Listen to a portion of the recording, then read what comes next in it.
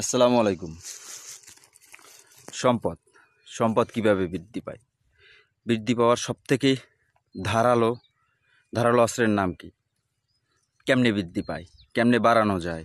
কেমনে আল্লাহ পাক রব্বুল আলামিন মানুষের হাত পর্যন্ত তার রহমতের খাতা থেকে মানুষের কাছে পৌঁছায়? এর জন্য অস্ত্র সম্পর্কে ধারণা রাখতে হবে। অস্ত্র সম্পর্কে বলতে মানুষের সর্বোচ্চ পর্যায়ের ক্ষতিকর যদি কোনো অস্ত্র তৈরি করে বা ধ্বংসাত্মক যদি কোনো অস্ত্র তৈরি করে, সেই অস্ত্র হচ্ছে যে পারমাণবিক বোমা।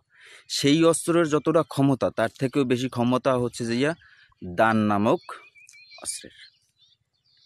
ইসলামের ভিতরে যে দান নামক শব্দটা ব্যবহার করা হয়েছে, তার যে ক্ষমতা, যদি কেউ দান করে, মুক্ত হস্তে দান করতে থাকে, আল্লাহকে রাজি খুশি করার জন্য কেউ দান করতে থাকে, তাহলে তার সম্পদ বৃদ্ধি পাইতে বেশি সময় লাগে না।